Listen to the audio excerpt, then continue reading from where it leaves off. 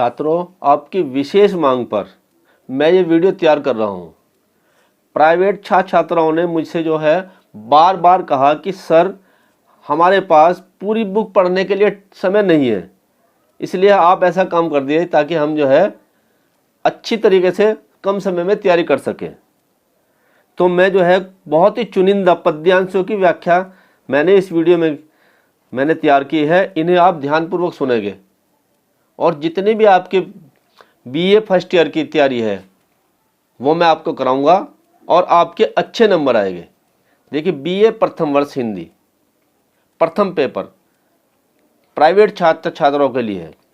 देखिए, सतगुरु की महिमा, ये एक तो साखी से लिया गया है। कबीरदास जी ने बीजक की रचना की थी जो उनके शिष्यों ने लिखी थी, और इसके बीजक के 3 भाग है, साखी, शब्द, रमैनी, और ये साखी के पद्यांश है। देखिए, सतगुरु की महिमा अनंत अनंत किया उपकार, लोचन अनंत उगाड़िया अनंत दिखावन हार। ये पहली बात तो यह है। इसमें हम पहले संदर्भ लिखते हैं और संदर्भ में क्या लिखते हैं? प्रस्तुत दोहा हिंदी काव्य के प्रमुख संत कवि कबीरदास की साखी ग्रंथावली के शीर्षक से लिया गया है या उद्धृत है। फिर लिखते हैं प्रसंग। प्रस्तुत दोहे में कबीरदास जी जो हैं सतगुरु की महिमा एवं उनके प्रभाव का वर्णन करते हैं। अब देखिए इसकी व्याख्या। देखिए, सतगुरु की महिमा अनंत, जो सच्चा गुरु है उसकी जो महिमा है वह अनंत है, यानी कि अपरंपार है, उसके पार नहीं जाया जा सकता। और सतगुरु जो है अनंत किया उपकार, और सतगुरु ने अपने शिष्य पर या अपने शिष्य के लिए असीमित, जिसकी कोई सीमा नहीं है, इतने उपकार किए हैं।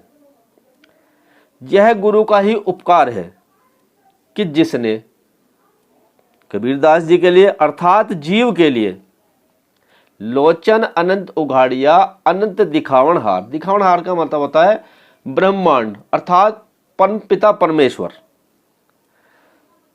कि जिसने अर्थात उस गुरु ने मेरे समक्ष अनंत ज्ञान रूपी नेत्रों को, लोचन का मतलब होता है ज्ञान रूपी नेत्र, ज्ञान रूपी नेत्रों को प्रकाश से अवलोकित कर दिया है, अर्थात आलोकित कर दिया है। और गुरु ने ही ज्ञान रूपी चक्षुओं को खोल दिया है और अनंत ब्रह्मांड के रहस्य को देखने की क्षमता प्रदान कर दी है। मतलब कहने का तात्पर्य है यह है कि सतगुरु जीव के ज्ञान रूपी नेत्रों को खोलता है और उसे ज्ञान प्रदान करता है। इस प्रकार ब्रह्मा प्राप्ति का मार्ग बताकर गुरु ही जीव को अनंत अर्थात दिखावनार्थ अर्थात ब्रह्मांड के दर्शन कराता है। इसमें देखिए विशेष भी लिखा जाता है। लास्ट में जो है हम विशेष लिखते हैं। भक्ति काल की निर्गुण काव्य धारा के जितने भी संत कवि हैं उन्होंने ईश्वर प्राप्ति का माध्यम केवल ईश्वर को ही माना है। कबीरदास जी की भाषा जो है पंचमेल सदुकड़ी या पंचमेल खिचड़ी कही जाती है, और इसमें अलंकार जो है यमक और अनुप्रास है, छंद जो है दोहा है, और इसमें शांत रस का जो है इसमें दिया गया है। अब देखिए आगे।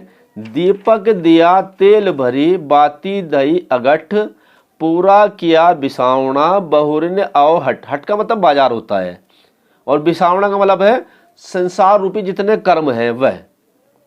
अगठ, अगठ का मतलब न घटने वाली। बाती माने बाती जो दिए के अंदर डाली जाती है। तो पहले इसका संदर्भ लिखेंगे और फिर इसका प्रसंग लिखेंगे। प्रसंग में लिखेंगे प्रस्तुत दोहे में कबीर ने बताया है, काय के बारे में बताया है? सतगुरु द्वारा दिए जाने वाले ज्ञान के प्रकाश को बताया है, और जिसमें जीव अर्थात जो है प्राणी आवागमन, आवागमन का मतलब होता है कि इस संसार में आना और जाना। इस संसार से ये आवागमन चक्र से मुक्त हो जाता है जब गुरु के ज्ञान का प्रकाश मिलता है। देखिए कबीरदास जी ने कहा है दीपक दिया तेल भरी।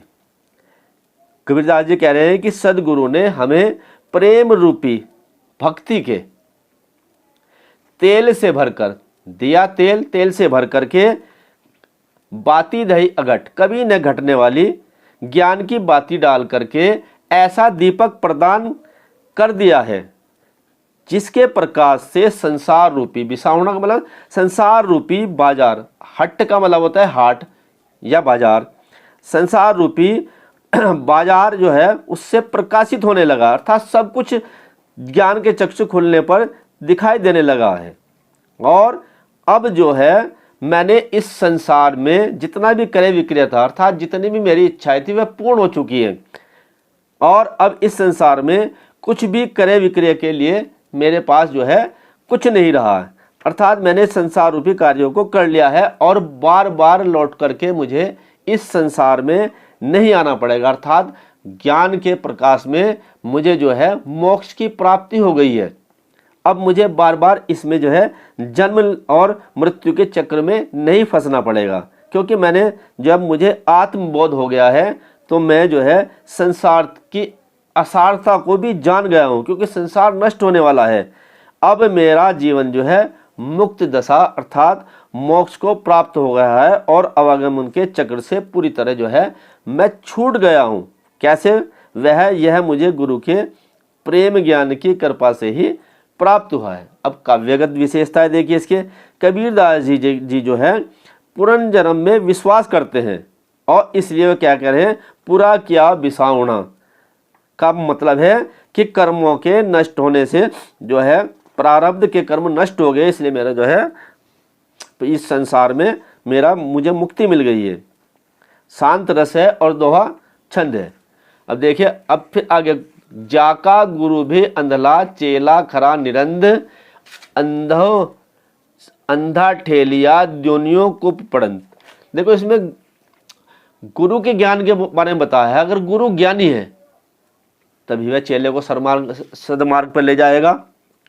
इसमें पहले प्रसंग में हम लिखेंगे प्रस्तुत दोहे में अज्ञानी गुरु के दुर्गुणों पर अपने विचार करते हुए कबीरदास जी ने लिखा है कि जिसका गुरु ज्ञानी है उसके शिष्य का अज्ञानी होना स्वाभाविक है। जब तक गुरु ज्ञानी न हो तब तक वह शिष्य को ज्ञान नहीं दे पाना, तो इसलिए जो है गुरु का ज्ञानी होना अति आवश्यक है। कबीरदास जी ने कहा है, देखिए जाका गुरु भी अंधला अर्थात अज्ञानी है, जिसका गुरु भी अज्ञानी है तो चेला वास्तव में वह भी अज्ञानी ही होगा। जैसा गुरु वैसा चेला वाली कहावत भी मशहूर है। तो अज्ञान कबीरदास जी के अनुसार अज्ञानी गुरु और महाज्ञानी चेला अज्ञान की अंधता के कारण एक दूसरे पर दोनों जो है दोष लगाते हैं, दोषारोपण करते हैं, क्योंकि उन्हें सही मार्ग का पता ही नहीं होता, सही मार्ग उन्हें दिखाई नहीं देता।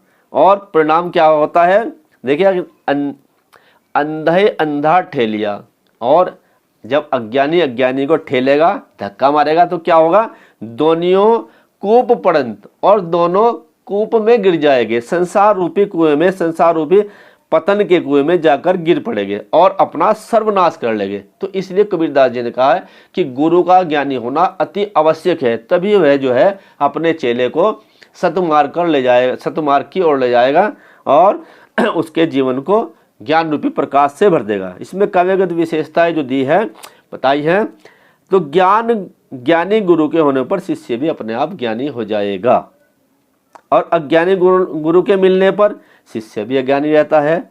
भाषा पंचमेल सदुकड़ी खिचड़ी कहा जाता है इनकी भाषा को। और छंद जो है दोहा है। अलंकार इसमें अनुप्रास अलंकार आया है, कई बार इसमें आवर्ती आई है। इस प्रकार से इसमें रस जो है शांत है। धन्यवाद।